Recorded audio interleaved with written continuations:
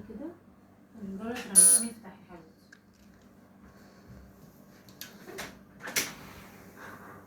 مين يا بطل؟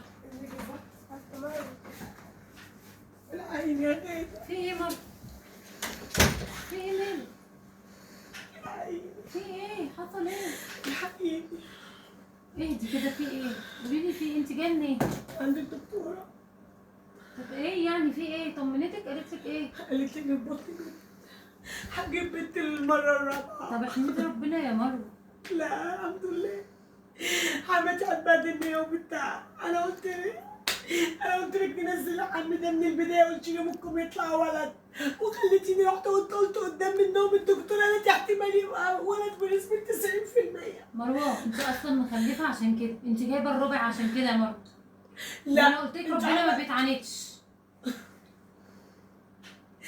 هو دي حاجه احنا ضامنينها؟ هي دي حاجه احنا ضامنينها تحملي مره واثنين وثلاثه واربعه يا مروه عشان خاطر ولد؟ اهو ربنا ما عشان بيتعاندش. تقطي متحماتي خلاص يا فيا مروه. في الراحه وفي الجايه. لا يا مروه خلاص. يا كشري اللي يقلبني نفسي افرح له بحته عيل يشيل سنده يشيل ابنك يعني. ثلاثه مش شايلين اسمه، ثلاث بنات زي الفل هم اللي هيشيلوا. يكش يا رب المره دي تنصرينا وتجيب لنا يكش ده كربات. يا ريت يا اختي. انا ابني لازم بصراحه ربنا الحال ده مش نافع. انا كله اكل وشي. ولا اخته. شفت اخته لما قالت لي عمر بيقول لها خلي مالك لما اخته جوزي بيقول لها نزلي مالك يلعب مع البنات، تقول له لا والله اصل مالك ما بيحبش يلعب مع بنات. واحرجوني. انا كان نفسي في الولد عشان خاطر اسد بوسها هي وبنتها ويبطلوا معايا فيا ويبطلوا يقولوا لي يا ام البنات يا ام البنات. هي ام البنات وام البنات دي حاجه وحشه؟ دي نعمه من عند ربنا يا مروه. دي نعمه من عند ربنا يا مروه. لا ماشي. انتوا ما حمدتوش ربنا على البنات دولت. انا بقول لك انا كنت حماتي مبهدلاني وقلت لك انت يعني بتحملي عشان تراضيها؟ اديك انت اهو في الاخر هتجيبي بنت رابعه تحملي تاني وتقولي عايزه الخامس عشان اجرب يمكن يجي ولد. بصي يا جماعه سيبك من اللي حصل واللي كان انت عايزه اقفي جنبي بالله عليك. اقف جنبك اعمل لك ايه؟ هبقى الشبكه للمره الرابعه. طب عايزه ايه؟ خلاص ارجوك. عايزه اعمل ايه؟ ده قضاء ربنا. تعالي نزلي. ايه؟ بالله عليك نزلي. تنزلي انت عبيطه؟ لا انا مش قادره. لا طبعا انا بصي ما اعملش بالله حاجه عليك زي يا كده ومش جدع. هخليكي تعملي حاجه زي كده. يا جدع والنبي ده احنا بنبهدل تقتلي روح تقتلي روح. انت مخك ده ايه؟ عماله بتذلني بسلفك. ان شاء الله يولعوا كلهم. مش هتقولي بصي السلفه هي دي اللي تشرف، هي دي اللي اقول عليها مراتب. وعشان خاطر دولت تقتلي روح بايدك، تقتلي ضناكي بايدك.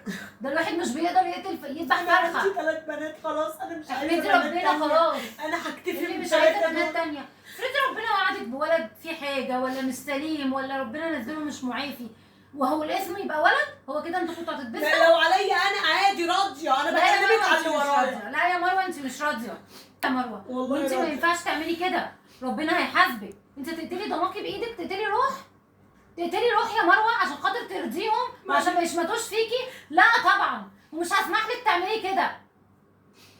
لو عملتي كده ولا تبقي اختي ولا اعرفها، وربنا هيعاقبك في بناتك دول لو اذيتي الروح كده. احمدي ربنا. احمدي ربنا. زي اللي ايده في النار. لا ايه اللي مش زي ايه اللي ايده في الماء مش زي ايده في النار؟ ده ايه اللي انت بتقوليه ده؟ ايه اللي انت بتقوليه ده؟ احمدي ربنا على اللي انت فيه.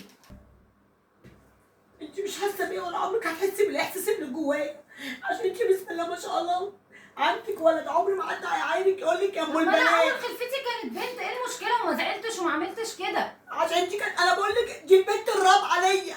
بقول لك عملتي ده نصيب يا بهدلاني. مروه، ده نصيب، ده نصيب يا حبيبتي. انت عارفه اول ما حملت قالت لي ايه قبل ما اكذب عليها واقول انا حامل في ولد؟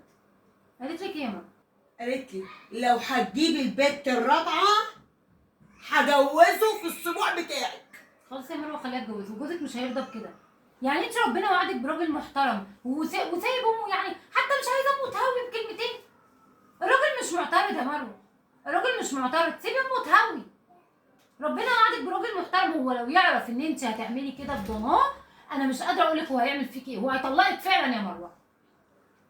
احمدي ربنا واستهدي بالله وارضي بقضاء وارضي باللي ربنا كاتبهولك. لو عملتي كده ولا حتى فكرتي يا مروه انا هتصل بيه واقول له انت جايه لي مفكراني انا هبقى شريكه في ان انت بتعمليه ده اتجنيتي ولا ايه؟ خلي بالك انا هتصل وهقول له على المجيه دي عشان لو عقلك ودك تعملي اي حاجه. ما يحسش بالنار غير اللي مكوا فيها. بطلي جهل بقى وتخلف، بني ادمه جهله.